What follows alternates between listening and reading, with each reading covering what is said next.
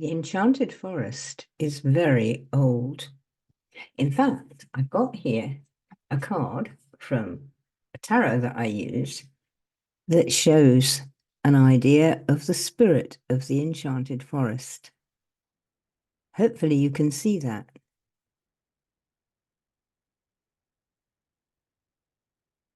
I think she or he is beautiful.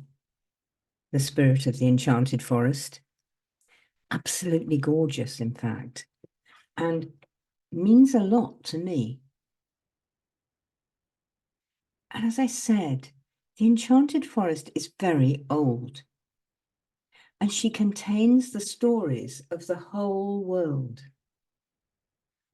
of our world, for all of that 4.5 billion years she's been around. And she would like to contain your story. Because she gets the stories because we go in there and have adventures. And we go in there and have adventures and tell our stories, live our stories with her. And that is so exciting. It's terrifying too, because we don't know what's going on. And it's always, always difficult when you don't know what's going on, when you're out of control. And the Enchanted Forest is all about showing you how to do that really well. Because if we want to learn something new, it's going to be different. And that is going to be a little difficult because we're not used to difference. And we're used to the same old thing happening over and over. We get up, we brush our teeth, we have our breakfast, or the other way around, and we go to work, and we come home, and we have supper, and we watch TV, and we go to bed, and we go to sleep.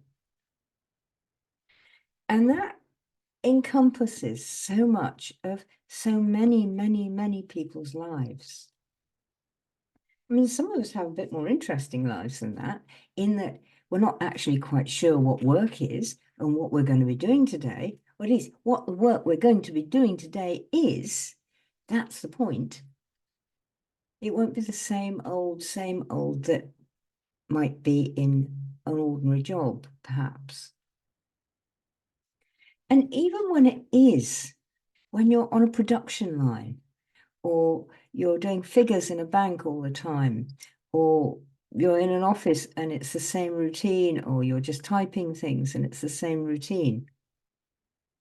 Even then, there are differences. And there are moments when we escape, perhaps at lunchtime. I used to have a job in an office long, long ago, and it was in London. And it wasn't far from a lovely garden, a lovely square garden. You know, in London, they have these squares and they are gardens with trees and places to sit and maybe even a pool or a fountain. Mine did. And each place was different in that place. It was like my own tiny enchanted forest that I went into every lunchtime. Well, many lunchtimes, not every single one. And there would be little creatures there sometimes, little squirrels. I did even see mice occasionally, and birds, of course, because the London parks often have many songbirds in them. And they're planted so that they encourage wildlife. If you go there at night, you will see foxes and you may well see bats. I have. So there's a little bit of somewhere, an enchanted forest, even in the middle of the most boring job. Mine wasn't too boring.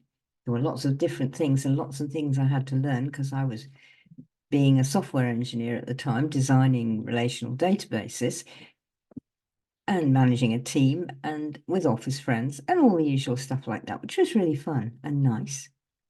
But even so, I needed to be out somewhere different, and preferably somewhere alone. Offices are great, an office community can be great. It can be horrible as well and really annoying and boring, but it can be really, really good fun. And often, ones I worked in were. And they were teams, and so you had support and you had people to support you and you were supporting other people. And so you had this community thing going on. But even so, there were times, and there were times actually for all of us, when we needed to go away and be alone. I used to encourage my team to do that, to go out, even in the middle of the morning, because we used to work quite hard and quite long hours. And in the middle of the morning, you'd see somebody and they got this frown on their face and they were struggling with something. And you go along and sort of put a hand on the shoulder and say, "Oi, put that down. Go and get yourself a coffee. Go and take a walk down Oxford Street. Go and take a walk around Soho. Go and sit in the park for 20 minutes. And I'll see you when you come back." And at first they found this a bit strange. My boss is telling me to go out and actually do something different, something I like. Whoa, what's going on? But then they tried it. And when they came back, the frown was gone. And they sat down and started the problem again. And it was happening. They got the answer. I used to do this as a kid as well, worry at problems. All kids do. And my dad used to say, "Will you stop worrying at that thing like a bloody terrier with a bloody bone? Let it go. Go out. Do something." And yeah, do something and go out and actually look at something different.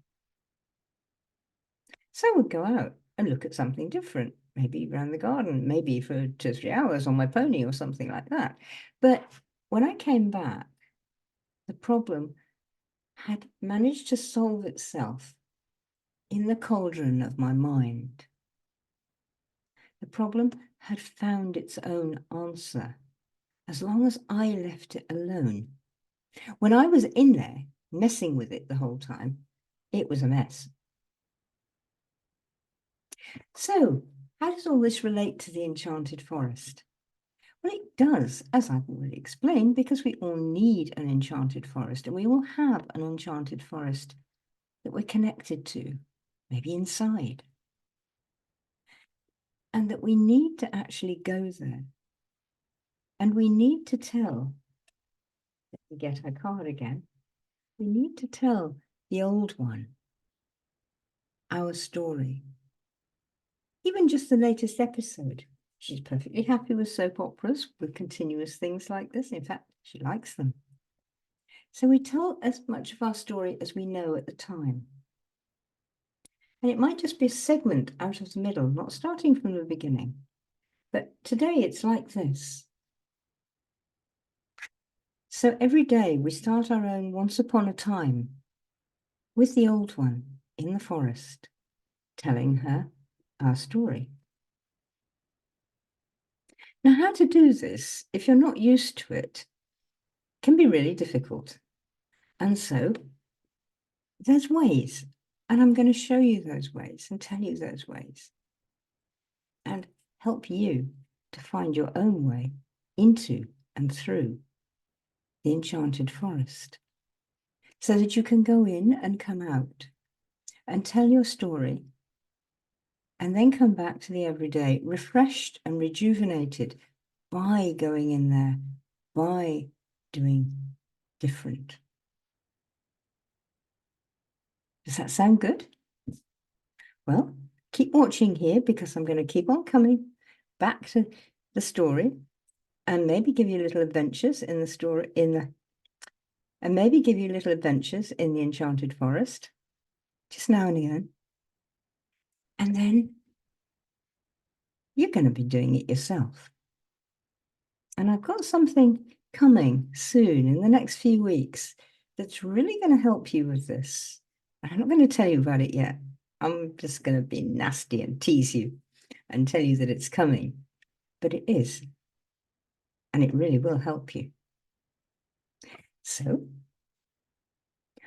I'm coming out of the Enchanted Forest now, and so are you, just for the moment.